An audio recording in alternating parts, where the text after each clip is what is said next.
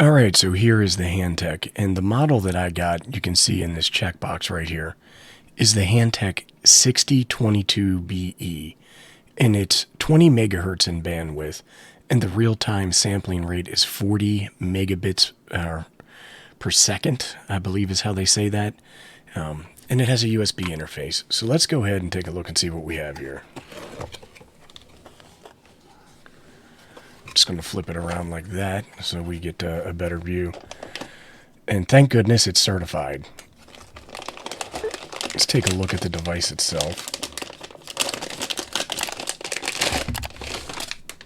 Get it out of that bag. And this model is black, and I believe the newer ones are black, the older ones were silver. And then over here we have our two inputs, BNC inputs. And then this is a ground and a square wave generator. And you use this to calibrate your probes. On the other side is pretty simple. You have a USB port, and then we have this other port. And I believe this is an optional port where you can plug in additional accessories like a logic analyzer, for example. We'll get a better look at that when we crack this case open. Let's see what else. We got our favorite silica desiccant gel packs, and then we have a bag. Let's take a look in here.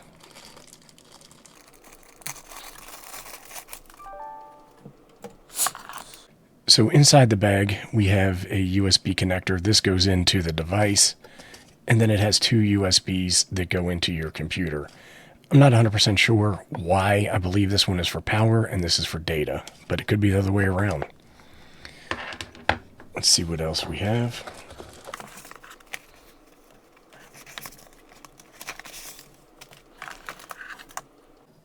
Here is our probe, and you can see it's got a BNC connector there.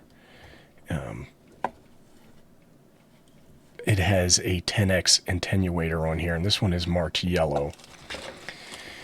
It comes with other colors, so you can color coordinate your probes to match your outfit. And this is an adjustment tool for calibrating the probe, and we'll take a look at that as well. And here's the Hantek user's guide. This is not the full user's guide. This is specifically for probe calibration, and we're going to run through that. And here's some probe characteristics to tell you about the probes. I'm not sure which one I have yet. There's something else in here. And it would appear to be a second probe, which is fantastic. And it comes with this handy CD-ROM. I haven't had a CD-ROM in a computer for probably 10 years now, but we'll be able to download the software off of the website. All right, let's see what's next.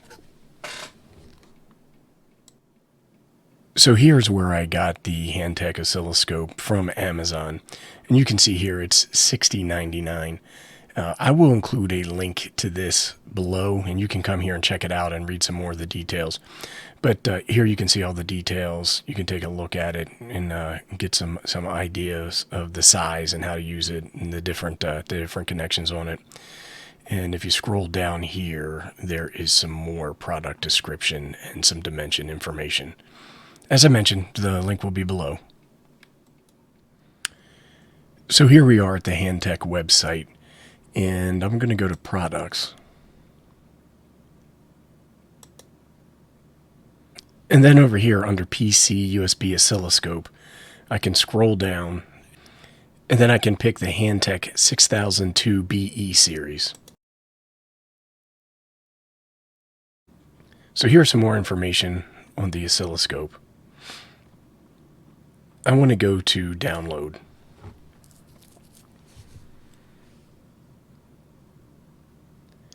And then I'm going to download the Hantek 6022BE driver and the Hantek 6022BE manual.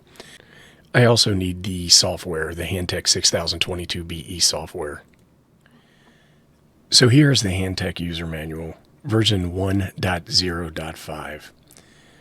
If you scroll down, you see your table of contents, safety summary, and then here chapter 1 is getting started. Here's the different operating systems supported. And then here is the install software instructions. Just follow these. They seem pretty straightforward, and that's why we're not going to cover it in this video, just to keep the video short. But this doesn't look like it would be very difficult. So here we are with everything hooked up, and we are calibrating the probe. Here you can see that I have some effects on my signal. This is supposed to be a square wave signal. So let's go over and take a look at how we actually make the adjustment. Here on this probe, right about here, is a port, and then you use this screwdriver tool and you put it in the port like that. And then you turn the screw to make adjustments until your waveform is correct. And here you can see the adjustments being made. And that looks pretty close to right. Okay, I wanted to do a quick rundown through some of the specifications. This is Appendix A from the user manual. Here you can see our max sample rate in real-time sampling is 48 megasamples a second. It's a 2-channel oscilloscope with a bandwidth of 20 megahertz. Our vertical resolution is 8 bits per channel. If you want to be interested in this gain range, go ahead and hit pause and you can look through that. Our range is 8 divisions and our offset level is plus or minus 4 divisions. Coupling is DC. I'm going to jump down to max input because I feel that's important to talk about. The max input for this scope is 5 volts, so be careful what you're measuring and testing. Let's go back down here. Here's the type of triggering that you can do: is edge, rising edge, and falling edge. Modes are auto, normal, and single, and it has an auto set feature which is really handy. Here are some of the different math measurements. You can go down and see addition, subtraction, multiplication, and division. We'll take a look at that. And then there's also an FTT function. And that's really what I was going to cover from a specification standpoint. So now we're going to just play around in the interface a little bit. And I can make adjustments here on how I view my signal. One of the things I want to do is I want to use this auto function. And I'm going to hit this auto setup button in the icon toolbar. And that kind of stabilizes my signal a little bit there. So we can take a look at this application, and it has a menu across the top, like many applications do. And there are various features and functions in this menu. You can save data or save a setup, load data or load a setup, or you can even print a measurement or a signal. Here you can view different things like the measure window and the output window. Let's go ahead and turn those off. And then you can manipulate your horizontal settings. For example, we are at 500, microseconds, and we can go to, say, 1 millisecond, and you can see how that makes an adjustment. Oops. Let's go back and set it back. And then you can make changes here along your vertical axis. You can make trigger settings here. Display settings here. For example, you can turn your grid off, or you can adjust your intensity. We're going to go ahead and leave that alone. And then here you can use cursors to take specific types of measurements. For example, let's take a look at a cross cursor. And say we want to measure from here to here. Now down in the lower left-hand corner, you can get your measurement information. Let's go ahead and turn that off. And then you can also look at other types of cursors here. For example, you can do vertical cursors where you can measure the distance. Down here you have your measurement information. Let's go ahead and turn that off. You can also manipulate your settings over here. Ooh, look at that. Let's go ahead and add a second signal. Okay, I've added a second signal with a signal generator. And let me go ahead and turn on channel 2, and then now we can see that signal. And from the signal generator, I'm just going to go ahead and I'm going to manipulate the frequency a little bit.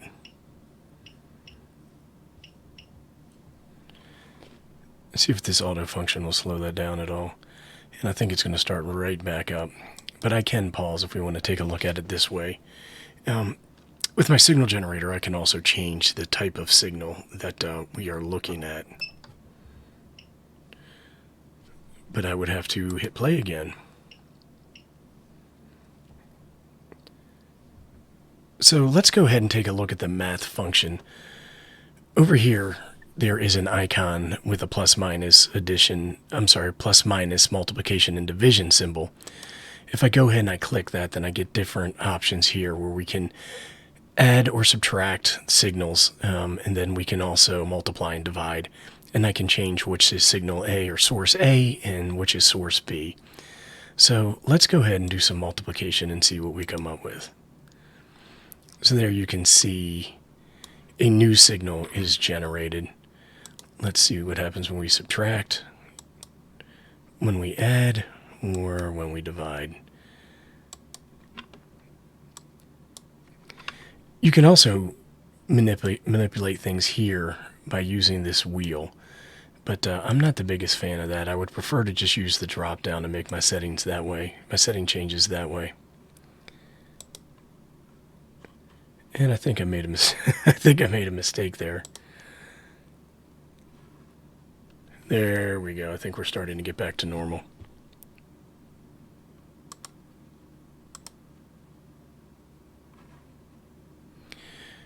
Okay, now we're back to normal. Okay, I think that's going to cover the overview of the interface, and now we are going to go ahead and we're going to take this baby apart and see what's inside. I believe these are called protective rails. They're made out of a rubber material, and I took the liberty or creative decision making to take them off camera because it was not easy. So let's go ahead and open this baby up and see what we got. Here you can see some Phillips screws, and I'm just going to remove them from the case. And I probably will regret this because I'll never get it back together.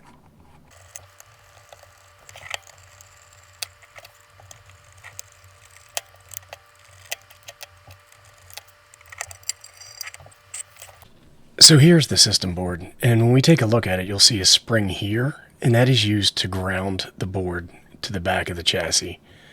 And there's also a spring here that operates as a ground. Earlier we talked about this input on the back of the case, and that's for hooking up additional modules. Here you can just see your USB connector, nothing overly fancy there. When you take a look at this board, you'll notice that there are some inputs here, like you can see where a pin header or something may go. And then if you take a look at the back of this case here, you can see that there are cutouts. And I'm assuming that that is for if you are going to put on additional BNC connectors. So this board is probably used for multiple models depending upon configuration. You can also see that there are some pins here that where something is missing. But we have them here, and I shouldn't be pointing at this with this metal, but that's okay. I believe this is a relay of some sort. And then this would be our processor, and it looks like there's a second one here for any other interface. You can see here where the signal comes in and is processed along these components and into this IC, and it happens here. Something over here with a heat sink on it, I have no idea what it is. And then here is a crystal. And it looks like it's 24,000. I shouldn't be handling this with bare hands. I'm probably getting oil and fingerprints and everything all over it. But I wanted to see the insides, and I'm pretty sure you guys did too. Oh, right here it looks like there is another connection point for a BNC. And I wonder if that's for an output signal. I think some of these can be used as a signal generator as well. All right, well, we're going to go ahead and we're going to put this thing back together, hopefully, and I'll see you in a few minutes. All right, folks, and that's going to wrap up this video. I want to thank everybody for watching. If you have any questions, comments, suggestions, or recommendations, go ahead and post them below, and I'll do my best to respond. Thank you.